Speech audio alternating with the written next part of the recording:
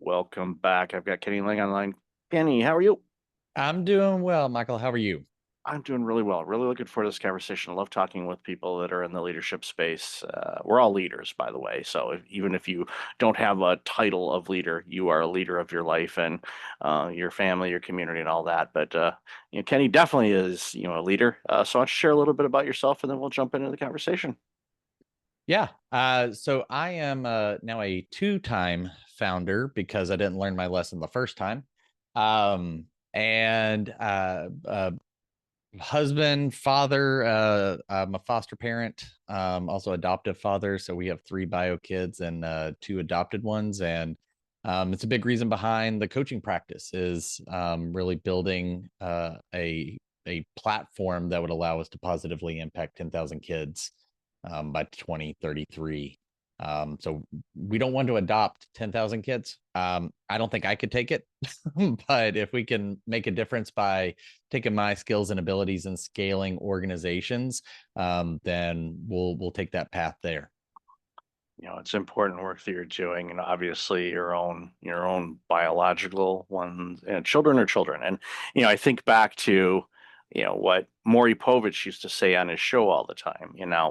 Yeah, I'm not going to get into the reasons why I watched that. It's a lot of it was brain numbing material, but one of the things that he did, um, and it was I always appreciated that. He would tell somebody that had a DNA test and discovered that they weren't the biological parent. He would Mm-hmm. tell them, especially if they wanted to stay in the relationship, which was good. It's like, look, I have children of my own that aren't biologically mine, but they are my children. And Absolutely. it means all the difference in the world. And I remember, I had some neighbors that I knew and lived across the street from several, almost 15 years ago now. Mine's time Mm-hmm. flies. But they had two biological children, and then they were foster parents, and they did that for. I'm guessing they're still probably doing it. I've lost touch with them, but at that point they'd been doing it for almost 20 years, and Wow. there Hats were off to him. yeah, and there was one daughter that they had that had had some challenges growing up Mm-hmm. before they and even when I first got in, but then she's an adult now, she's crushing it because they created an Fantastic. environment for her to do it. And Mm-hmm. I see that, I'm like, it's all about just giving them an opportunity and creating an Mm-hmm. environment for them to thrive. And ultimately it's their choice and their path that they do, Right. but when you can create a loving, caring environment for them to kind of discover their way, it Mm-hmm. means all the difference in the world. So I celebrate all parents, but ones Yeah. that you go the extra mile and say, we're going to foster some children here. That is a superpower. And I commend people that do it because the world becomes better because of that, and giving those kids an opportunity. So, yeah, what drove you to first venture into that world of being foster parents? Well, we actually didn't think we were going to be foster parents, but we did know we were going to adopt. My dad adopted me, so that's been a part of my story. I knew wanted it to be a part of my parenting story. And my now wife, when we were dating, I mentioned that. And I said that's kind of a make or break. Um, Fast forward, we have three biological kids. They're all in elementary school. The oldest is 7. I guess the next would be 6, and then a 4-year old. And my wife was bringing them home from elementary school and doing the normal parent, like, well, what'd you do that was fun today? And how was it? Anything cool in PE? And out of nowhere, our oldest son Isaac said, "Mom, could we foster or adopt a kid?" Weird thing for a 7-year old to say. I mean, he's a weird kid, but I don't know where he gets it from. And my wife, who is just brilliant with children, instead of just like, oh, it's a silly thing, maybe you watched a movie or a TV show, there was a lesson, and she didn't dismiss it. She goes, maybe, but why do you ask? And he said, well, there's a lot of kids who don't have a good home. And maybe if they live with us, they will understand that they can make bad choices and still be loved. And and when she told me that, I was like, all right, well, I mean, if he gets the unconditional love of God, maybe so should we. And it was soon after that, it's like, we've always talked about adopting, but we've never really done anything. And maybe we could look into this foster thing. And that just started our journey. And I want to say 8 to 9 months later, we were licensed foster parents. And since then we fostered 18, and out of those 18 is where the two adopted sons have come from. So we'll continue to do that. We've taken a pause. My wife had some health issues, but she's doing much better now, Good. thank the Lord. But it's still something that's big on our heart, and we try to step in wherever we can. So that's what got us going. And I'll be honest, there's a lot of things in my work now as a leadership and scaling coach that is informed by those experiences. Because a lot of what you described of, we created the right environment and helped your neighbors, daughter, like, have choices, and give them ownership of that, but create the right environment. I think that's a lot of what leadership is. Because in my opinion, good parenting is good leadership, and good leadership is good parenting. I know some people would try to separate those. I've not seen that be as effective as learning from each other, and taking that back and forth between work and home. Yeah, people try to silo work and home life, and I tell them, please don't. As it's who you are as an Right. individual, is your holistic self. It's all of you. Yeah. I mean, okay, yeah, don't maybe attempt to change the diaper of a coworker kind of thing. I'm saying that's silly, but there's certain things you do at home and Yeah. certain things you don't, and I get that. But the lessons, and even your 7-year old coming up with that, Mhm. it's a great leadership. I mean, obviously, it's a great character reminder of Mhm. um, you know the gift that young man is. And it's a good reminder, though, that those ideas and concepts and things that can make your business grow can come from the people that are working for you and Mhm. with you. A lot of times we Absolutely. look at, okay, the C-suite, we all bounce ideas around each other and all that. It's like, hey, if we ask the team about this, are we just going to spring it on them? Or maybe can we, do a trial run, and say, okay, what does this sound like? And, Right. and that's where you have a lot of times they'll say, well, we have our key employees that, provide us a sounding board. And I said, well, I'm glad you have that, but open that up to everyone.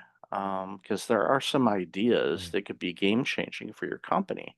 But if you don't Mhm. ask them, they may not feel comfortable sharing it, or, if they have the entrepreneurial spirit, they may, I'm not going to share this. I'm going to save this in my back pocket, and I'm going to Right. launch a business. And guess what? You have a former employee that is taking all your lunch money now, because you didn't create the environment for them to share that. And Right. they may have wanted to. They may have said, what, I'd rather not trade the 9 to 5 for the 6 a.m. to midnight job.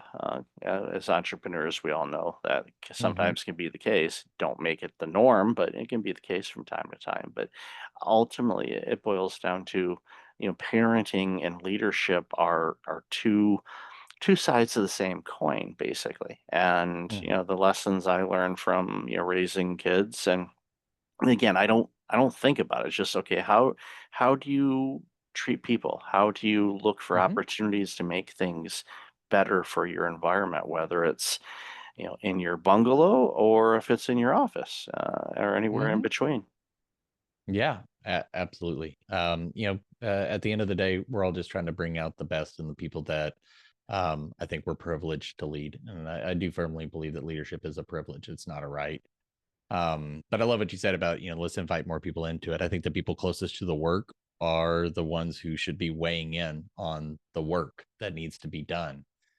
Doesn't mean that they, have the biggest context and perspective on everything, but to invite them in is a great way to find those nuggets of inspiration, and also just a great way to institutionalize innovation, which is part of the spark you got to maintain so that as you grow and you scale, you don't become an overly processed bureaucratic nightmare that might end up spawning several people to go out on their own because they're so tired of the red tape and not having a say.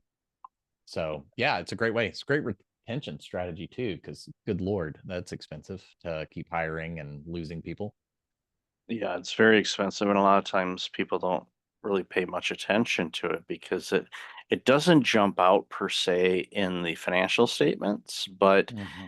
we're starting to see that now a little bit. That's why you're seeing companies, they may not be doing the best job on that, but that's why bringing in people like you Yeah. helps because it's starting to impact on the insurance claims. We know that the mental health claims have skyrocketed over the last few Mm-hmm. years, just because life can cause you to have some mental health challenges, just on a good day. But Yeah. we're seeing that. So what's happening is it's starting to register a little bit. From the financial side of things, like why did our insurance go up? Well, if they say, well, our claims went up 72% over the last 2 years. What kind of claims? Orthotics, is it dental? What's going on? No, it's mental. They don't tell you who what, but they'll say, yeah, no, the mental health claims have gone up. What? And then they're trying to figure out, okay, why is that going on? Well, because your managers that haven't been properly trained on how to manage people Yeah. are crushing their people, and they're Right. either leaving or they're going out on medical leave, or seeking mental health, which I Mm-hmm. highly implore people to do if they need it. But Sure.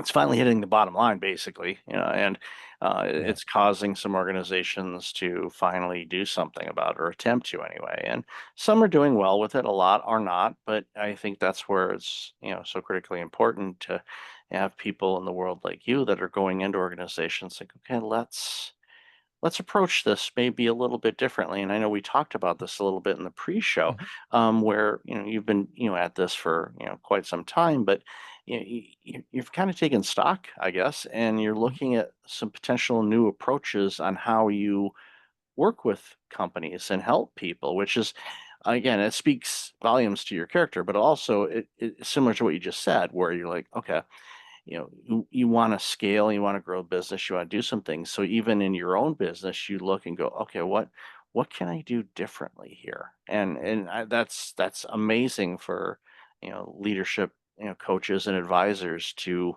have that conversation with themselves Mhm. and their team, because too often it's like, well, I use the cookie cutter approach. Like you go into an organization, you use the same boilerplate SOP, you do all those things, and there's nothing wrong with those. I'm a big fan of checklist, but you also have to kind of read the room and take the temperature and Yeah. go, okay, what are the ingredients I have here? Okay, what kind Mhm. of dish can I make with what I have so it doesn't require me to go to the store to pick something else up? So Yeah. I'd love to hear your thoughts on that process of you saying, you know what, I want to approach something a little bit different. So go ahead and Mhm. dive into that. Yeah. I going back to what you were saying about just coming in with a playbook or process or something and trying to, say no matter what's here, I'm going to do this.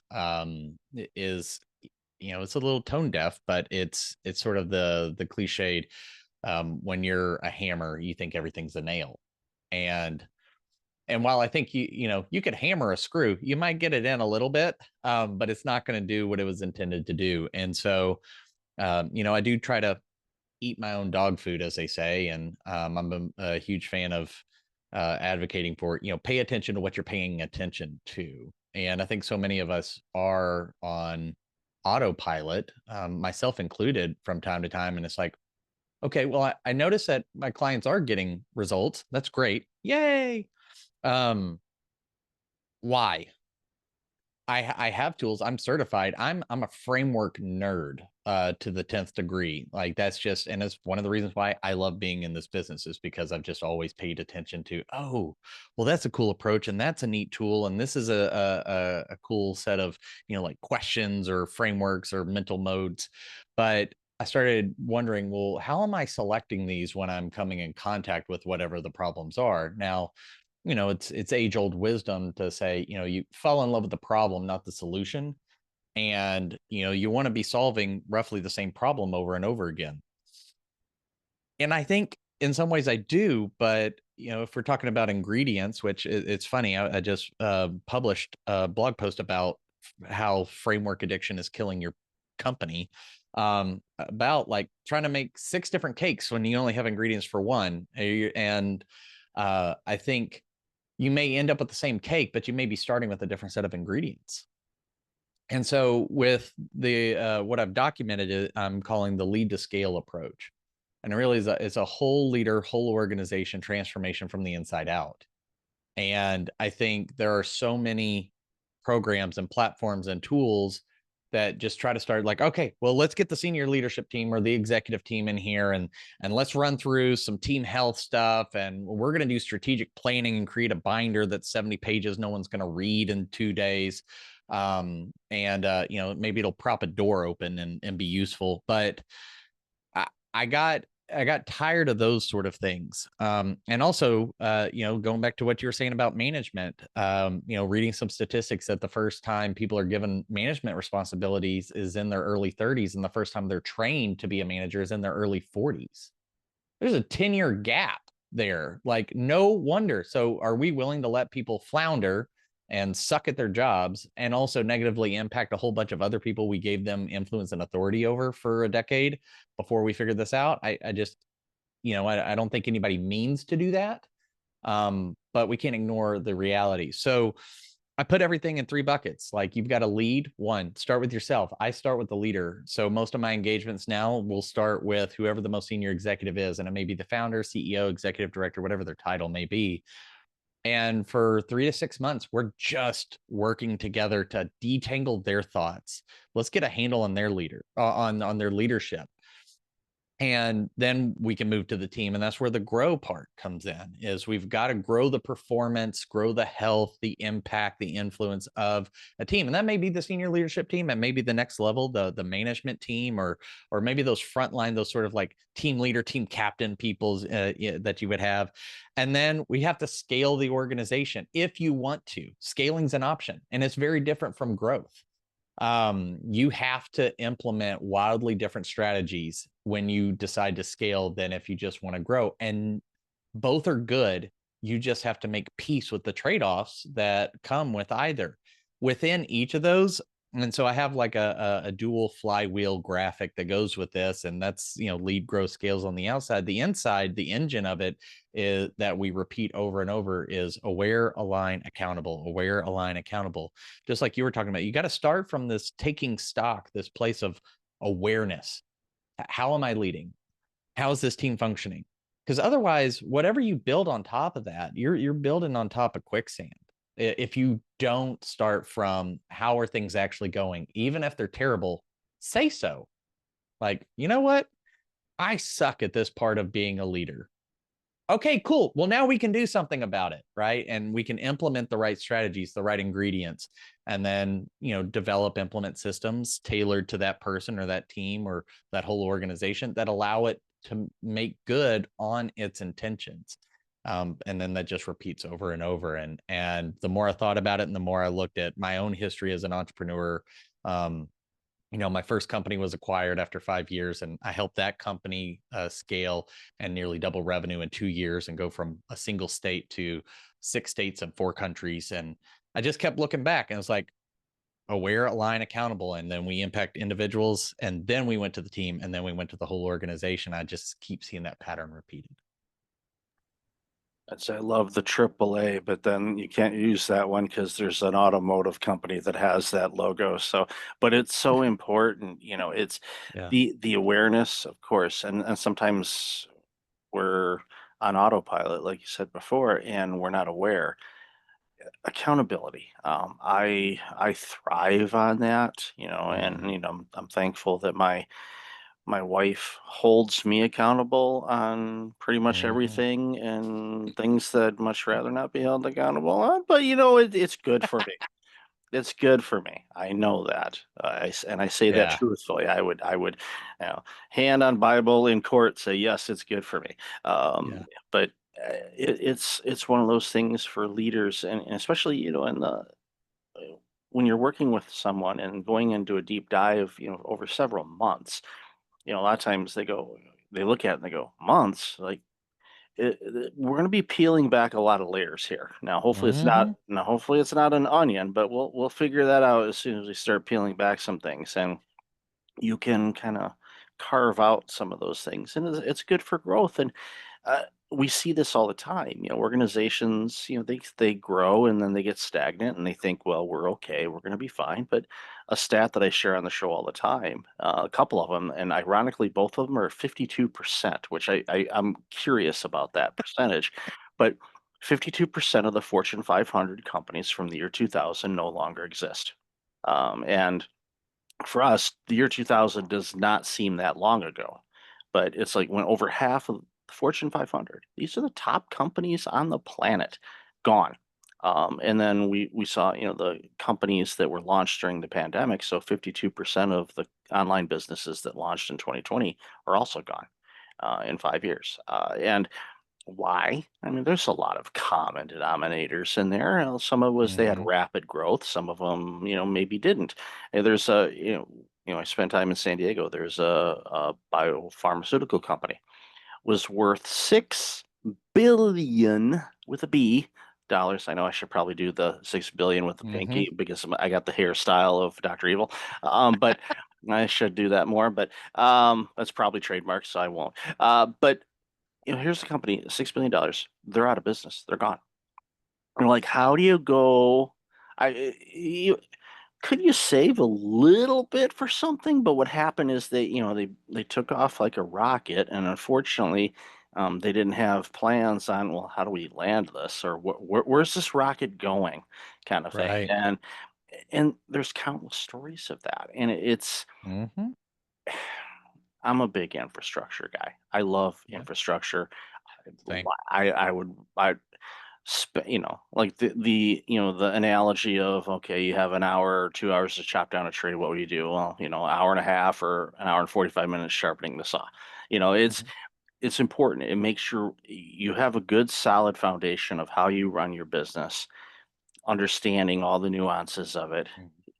It makes you more agile instead of, I just like running with the wind. And there are people that somehow, by the grace of God, can navigate and continue to be successful, but you ask them, where's your operating procedures or excuse me, manual, and they look at you like, manual? I don't have a manual. And We don't have uh, time for that. no, nobody got time for that. And like, and you go, how in the world is this still going and thriving? It's just, well, Mm-hmm. it is. So, those are always those studies where you go, is there something here that I could learn from that could be Right. applied?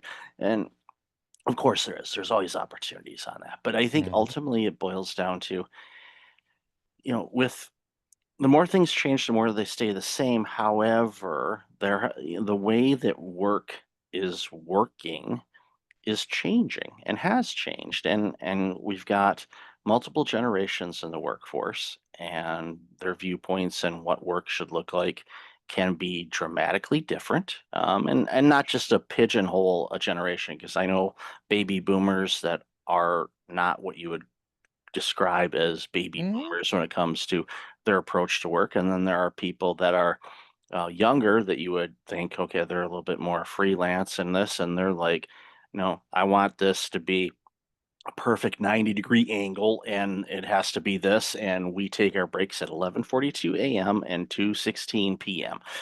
Every day, The period. engineers. Yeah, it's like, yeah, I'm an accountant. I want things to be accurate, but it's like, okay, it's not going to break my heart if I use this computer instead of that one, okay? But I Right. know some people are like, yeah, Yep. we'll use the word particular. That's a little bit nicer I word. like it. Yeah, Yeah. particular in what Like they do, and that's fine. It works for them. precise. It's their system. Okay, I'm not going to mock their system. It may not work for me, but Yeah. if they're getting done and they're successful and they're contributing and making it, it's like, okay, give them the leeway. So, Yeah. in closing, what are some closing thoughts you want to leave with the audience? I think I would leave them with this is that i- is going back to that awareness piece of just thinking about what you think about. Well, what are you good at? What do you suck at? And if you want to grow, then you're going to have to get, as a mentor, a former mentor of mine, challenged me. He goes, "Are you willing to ruthlessly interrogate the reality of your life?" And I was like, I I think so, but that sounds scary. And if you're willing to do that, then I think you will start to grow, because your department, your company, your idea, whatever, it can't grow more than you're willing to. And I share this a lot in hiring, but I think it could be really good for yourself as a challenge. Is, I've seen a ton of resumes. I've probably interviewed, several, well over 300 people at this point, and at different points in my career. And there's a difference between having 10 years of experience and 1 year of experience 10 times. So, you know, what are you going to do so that the next 12 months isn't the same as the previous 12 months and you grow? Because that could be the secret to unlocking everything you want. Yeah, and that's important. Never stop growing, never stop learning. So, love this conversation. Where can people find out more about you and this amazing work you're doing? So easiest way is kennylange.com, Lange. And then How Leaders Think is my podcast. So publish every Wednesday. Coming up on 100 episodes. I'm really excited about that. So I've survived. I know I'm playing catch up to a lot of you veterans in the podcast space, but so that, and then I'm on all the socials. You can usually just plug in my name, but LinkedIn is probably the best place to connect with me. So website, LinkedIn, and then the podcast, which is also on YouTube if you prefer to look at my face. There you go. Awesome. I'll have that on the show notes, and congratulations on breaking through. Most podcasts don't make it to 50. So approaching 100, congratulations. You Thank you. you you earned the badge of longevity for sure. So thank you so much for your time today. Really appreciate it and love the conversation.